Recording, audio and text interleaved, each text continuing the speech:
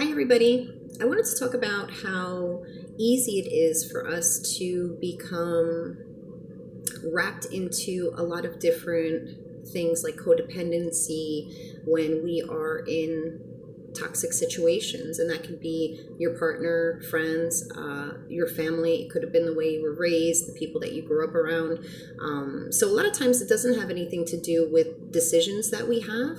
Like if it's family, we didn't decide that we didn't want to be with this family, we didn't want to be around this type of behavior, and then we could just up and leave at like the age of 5 or 6. It doesn't happen that way. So a lot of times we have to live alongside this toxic behavior until we come to a point where we can regain control over our lives, start making the changes that we need, and removing these bad situations, these bad people, these bad scenarios away from us, and start healing ourselves, start building ourselves back up.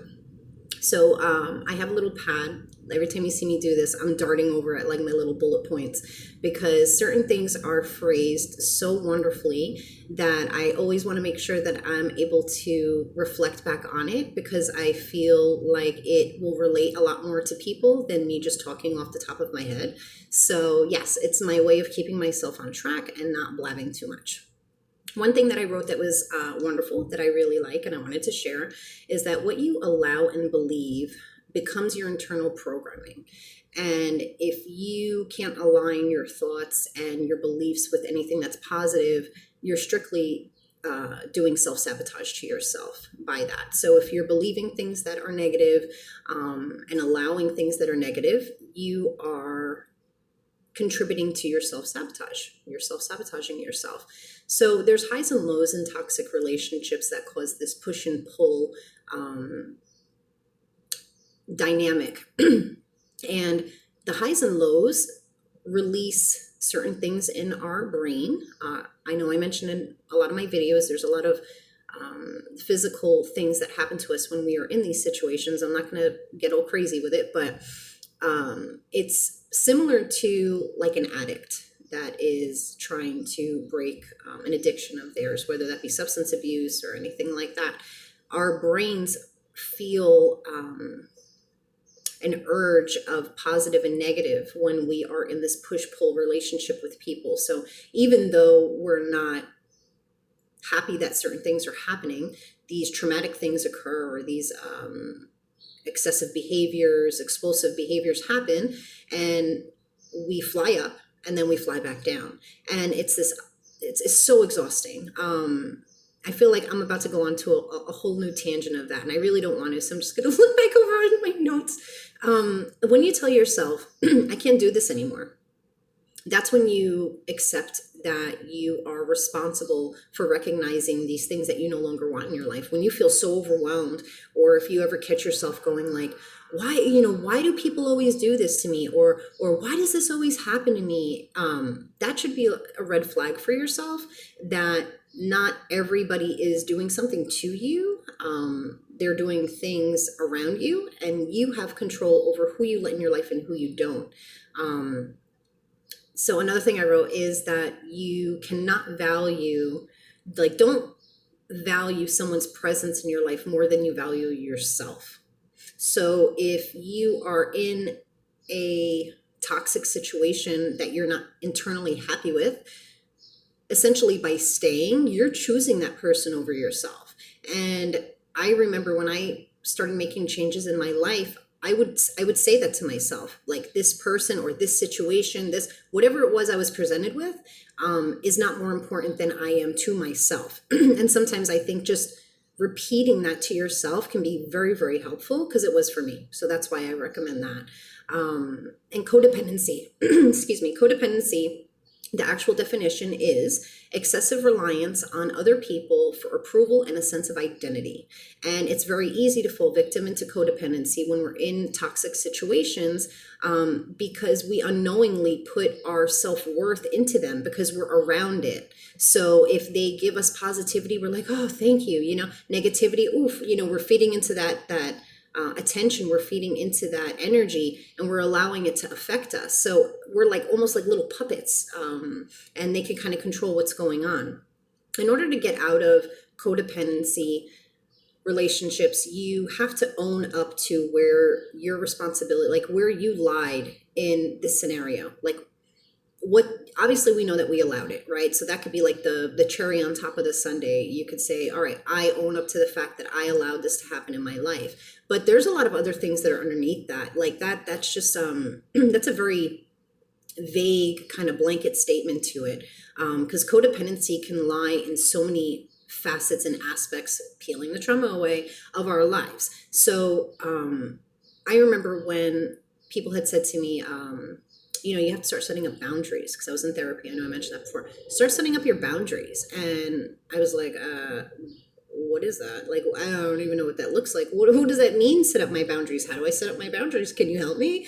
And of course, no one can ever help you set up your boundaries because they come from within.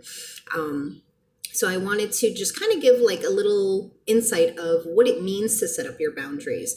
And I know I just mentioned it, but I really want to start off by saying that in order for you to set healthy boundaries, you have to come to a place within yourself where you accept where your responsibility lies in these things. Because for me, that's where boundaries were established.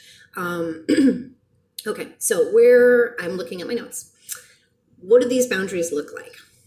I wrote, I had to identify where my victim mentality was within myself. So what aspects of your life make you feel like you're a victim?